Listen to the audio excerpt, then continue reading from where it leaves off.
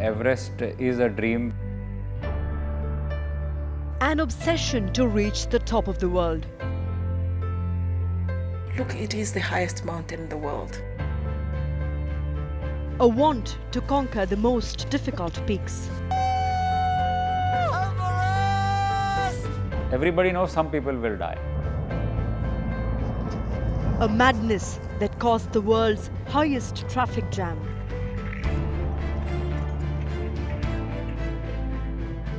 Their aim is to reach on top of Everest, and they assume that their life will change after that. Many didn't come back to tell their tale of glory.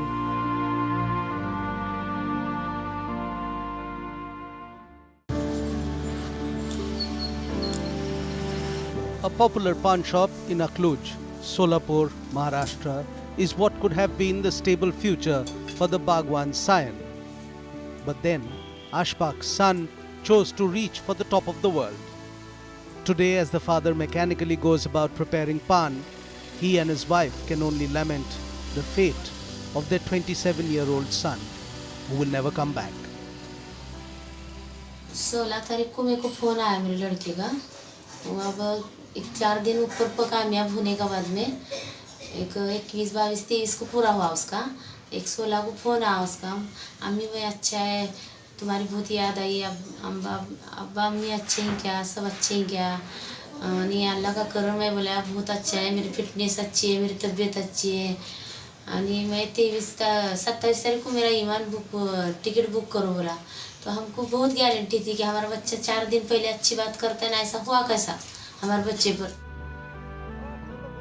Nihal Bhagwan died on his way back from the summit of Mount Everest. He was one of the unfortunate climbers who paid with their lives in an attempt to reach the top of the world. In the case of Nihal, his death also seems to have left his parents with a huge debt to pay off. Nihal had taken substantial private loans to fund a spot on the Everest expedition. उसका insurance कम क्यों हुआ, इसकी जवाबदारी किसकी और इसकी जवाबदारी कौन लेगा? और उसका इंश्योरेंस पूरा होता तो निहाल के लिए जो हमने कर्जा उठाया था 30 से 40 लाख रुपए का, ये लोगों का कर्जा हम किस तरह फेड? ये अभी जब निहाल का डेथ हुआ है, तब हम उनको पूछ रहे तो वो नहीं बता नहीं पा रहे कि कितना इंश्योरेंस है। हमें जब जानकारी मिली कि 23,000 का इंश्योरेंस है, और कंपनी ने हमसे नहीं बात की कि इतना इंश्योरेंस है, इतना इंश्योरेंस करना चाहिए, इतना हाई रिस्क पिक होता है एवरेस्ट का। लेकिन वो कंपनी या गार्डियन गिरी प्रेमी इन्होंने हमसे कुछ नहीं बात किया कि इतना इंश्योरेंस करना जरूरी है। A good weather forecast drove 250 climbers and almost as many Sherpas to set out in a rush to scale the highest peak in the world. The rush on 21st May 2019 apparently led to a bottleneck in that last ridge up to the summit. This photo captured the world's highest traffic jam, but even as it went viral on social media, there were lives being lost. A day later, Aditya Gupta made it to the top of the world. Everest is a dream, definitely, which somehow is harbored by a lot of people. We've had a Sherpa team which we've used for previous expeditions, and we were comfortable with them. So even though they don't have a big name, we use them. But however, our experience eventually turned out to be pretty sour. So I am not recommending to anybody else to do that. I mean, go with the best names that you can afford. You're probably safer off. But what we discovered there that, okay, Everest will do what it is expected to do, and that is a known risk. But the unknown risk is what the agencies will do, what the Sherpas will do, and they don't, there are a lot of, so don't get me wrong, I mean, Sherpas is the reason that we are even able to climb in the first place. So it's not that they do nothing, but doing the bare minimums and doing service and taking care of you and being very careful about what's going on with you is are two different things. At 8,848 meters, at the summit of Everest, wind speeds can touch 175 kilometers per hour, and temperatures can dip to -60 degrees Celsius. Add to this the low levels of oxygen, because of the immense height, and possibly the toughest challenge to climbing the tallest peak in the world becomes the weather. This is why there is a rush during a short 10 to 15 day window in May when the wind drops and the temperature rises to hover in the -20 to -30 range. This year, around 150 climbers managed to summit in each of the good weather days of May 21st and 22nd. But then in the good weather period this year, 18 lives, including 4 Indian ones amongst them, have been lost in the rush to Everest. I can tell you that at above 4,000 meters, it's difficult to sleep, you don't rest, you lose your appetite, your oxygen level's low, so like even going higher is more difficult. But those guys spend months training and stuff. And then you have a weather window and then you still have another 3 days to the top. But I think it's just one of those things where there's so many people who want to do it, who train, and I think maybe like there should be a limit on how many people go up each day, because you only have a limited supply of oxygen, and if you're tired, you're tired. You might make it to the top, but you still have to make it down. That's the problem. And this is, surprisingly, this is hard work. It's Jungbu. The video was filmed by British climber Robin Fisher on 16th of May, scaling the western flank of Lhotse mountain, known as the Lhotse Face. He died 9 days later on 25th of May. His partner, Christine Carrier, told news agencies that after Lhotse, Fisher went to Gorakshep to rest before returning to Everest Base Camp on 20th of May. A day later, he left the base camp for Everest summit. The 44-year-old died in the so-called death zone, known for low levels of oxygen during descent from the summit. चुचुरोमा पुगेर फर्किँदा 150 metre जति तल आइसकेपछि अन्दाजी 8700 मिटरको हाइटमा आएपछि उहाँ 81 फेन्टबाट ढल्नुभयो र पानी खुवाउँदाखेरि पनि खानु सक्नु भएन। उहाँलाई सम्बन्धित शेर्पाहरूले सहयोग गरे तर उहाँ उठ्न सक्नु भएन। Mr. Zangu Sherpa, he tried to do some kind of CPR and then he tried to wake him up lots, but all the things what he did in that altitude failed, and he declared that he died in that altitude. And he called some help also for the Sherpa who stay at South Cove but doesn't reach on time, and they declare that Robin Fisher is no more on 9:15 a.m. Nepal time. Unlike Fisher and Nehal Bhagwan, Aditya Gupta lived to tell his tale. Like most other amateurs, Gupta too has no mountaineering training but only had a dream to scale the highest by the time he was 50. Gupta had made an unsuccessful attempt in 2014 before achieving success 5 years later. People are there. I met people who said this is our first mountain trip ever, and they were just motivated to say Everest hi karna hai bas. It's just too many suppliers out there, too many suppliers. So if an agency of high repute may say no to somebody,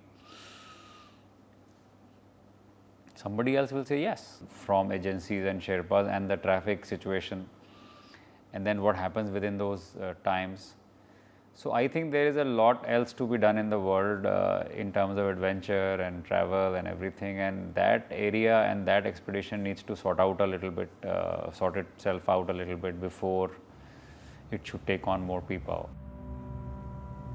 For decades, expeditions to Everest and Nepal's other 8,000ers, a small group of difficult peaks above 8,000 meters, have been coveted by mountaineers and adventure enthusiasts. Tour operators led by international mountaineers dominated the business to facilitate the dream to summit journey. Avalanches in 2012 and 2014 killed several local Sherpas. Criticism of tour operators profiting at the cost of locals and compromising on safety once again took center stage. Local firms moved in aggressively, offering packages that undercut foreign rivals. A Nepalese company charges around $35,000 for a trek to the summit of Everest, compared to the $70,000 or more charged by a foreign one. Everest, ऐसा नहीं है कि it has become easy. Those who want to go to Everest, उनको training, basic training is required. जैसे कि high altitude में उनको वहाँ जाने से पहले high altitude में उनको at least you have to at least spend some time. उसके बाद how to use the technical equipments. It's not that कि आपने पैसे दे दिया and then you reach there and then you start climbing. It's not that you are risking with your life. So उससे पहले what you have to do, you have to at least take basic training of all the equipments and then उससे पहले एक छोटा सा peak, at least 5,000, 6,000 वो आप पहले चढ़े, तो you get maximum experience. And then Everest has become so commercial that it's not technically so difficult. But like number of people you stuck in a jam, आपका oxygen cylinder खत्म हो जाता है. Now there's also a trend of smaller agencies coming up, people looking for cheaper options. So at times untrained local guides also end up taking people onto Everest, which also compounds to the problem. The problem with many of the people is who are going, some of them are putting their life savings and their aim is to reach on top of Everest and they assume that their life will change after that. So on the mountain, even if they feel that they're not up to it, they are having problems, but they still push on, and that is where such problems occur. Among Indian mountaineers, as I said, because of lack of money, insurance is considered as the lowest priority. So although there are options available for, say, even to cover casualty evacuation and insuring themselves, due to lack of finances, they may not take the right policy. So in that time, to mount a rescue operation, which is very costly, also becomes a challenge. Nepal issued permits to 381 climbers for Mount Everest for this season, a season that ended on May 31st. A record 78 Indian climbers were given permits this year compared to 59 in 2018. Indians now make up the largest group of permit holders, having overtaken US citizens this year.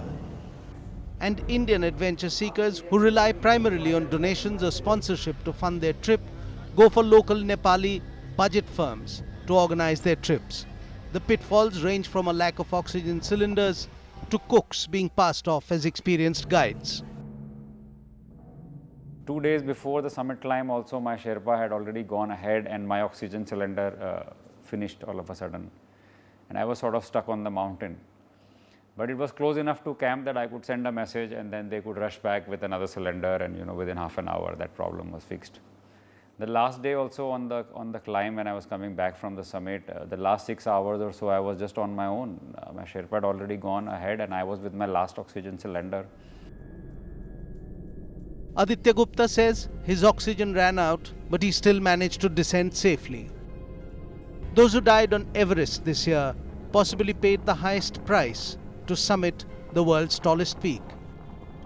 The underlying reason for the deaths could be that an Everest climb has been so commercialized that one does not even need to be a trained and hardened mountaineer anymore. One needs to have the money to buy the permit and then enough money left over to pay for the expedition organizers to book a berth.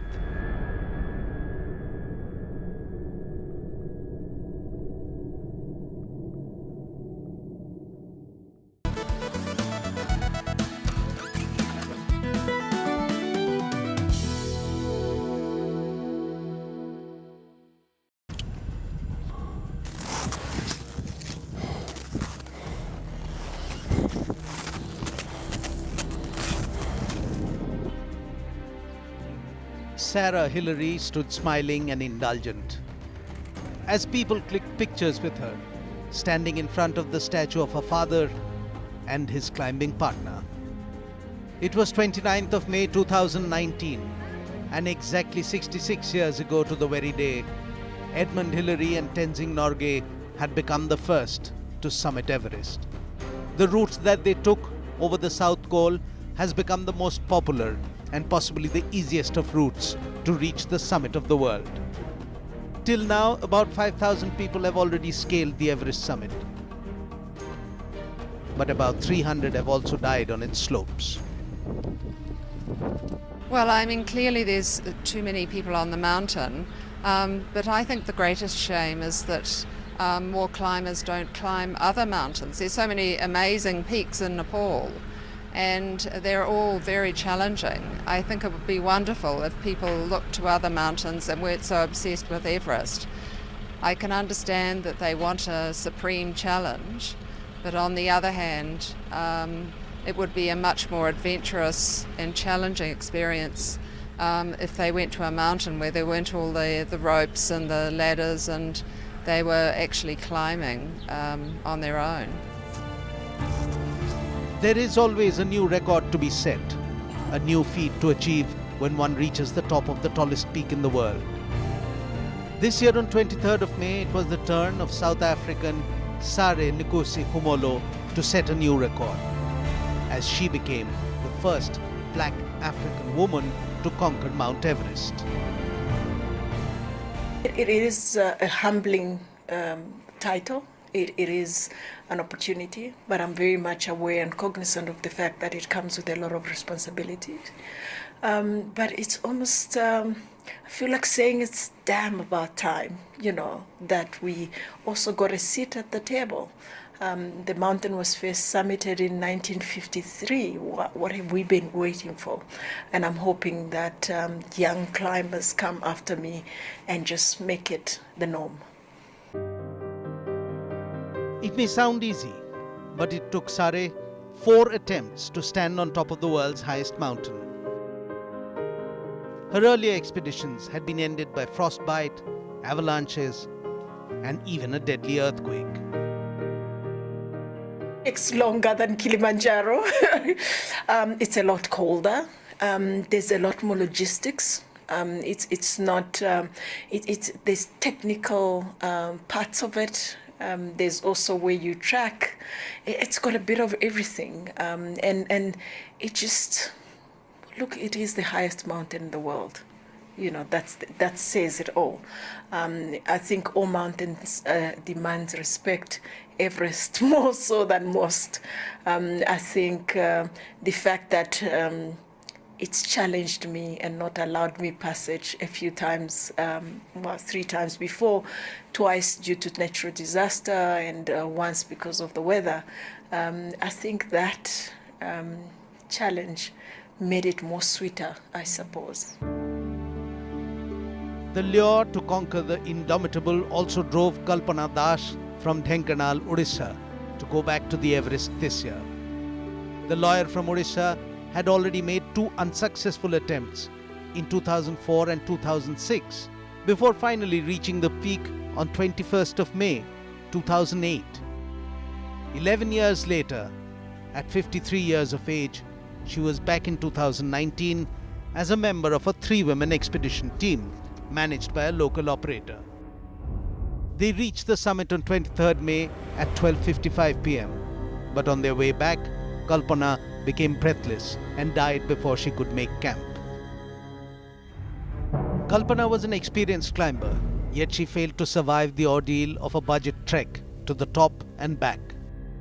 18-year-old Riza Ali from Kashmir says he was forced to abandon his dream attempt to climb the Everest because his Sherpa guide failed to carry enough oxygen for the summit. Some people choose the less budget, but there should be a wise decision while making an expedition, a big expedition, because it's the matter of your life. So don't go like a little budget, and instead of going up then you kill yourself. So choose a good budget, and people, I guess the companies also should not be like offer the small prices like those and offer the services big I said big, we have big services but the small prices, and when people go there they just kill themselves. It's crazy. 52-year-old Dipankar Ghosh scaled the 5th highest peak, the snow-capped Mount Makalu. But he didn't make it back down alive. After being separated from the rest of his team in bad weather, he collapsed and died. The authorities need to get to understand that we need proper mountaineering experience, proper altitude experience before we allow people onto Everest. If we do that, we will reduce the number of people there by 50% immediately. And the people that are causing the problems are the ones without the experience causing the traffic jams, causing the fatalities, making bad publicity, and so it goes on. So we've been warning the ministry about this for a long, long time, but no one takes any notice. I think that this is not any such a abnormal case, because Mount Everest itself is adventure, you know. So people are here to enjoy adventure, and they know that this type of accident may happen. But one thing is we are serious about the safety and security of the mountaineers and other tourists in Nepal. Close to 30 people have died trying to scale the high peaks in Nepal and India this year. Other than the 18 on Mount Everest, a 12-member expedition team went missing on Nanda Devi on the Indian side. 4 were rescued, while 12 others went missing for days before some of their bodies and backpacks were spotted.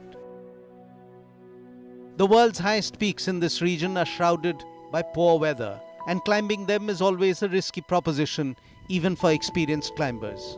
And when to the passion of the professional is added the ambition of the amateur, it could lead to overcrowding disasters, as the Everest has been witnessing this year.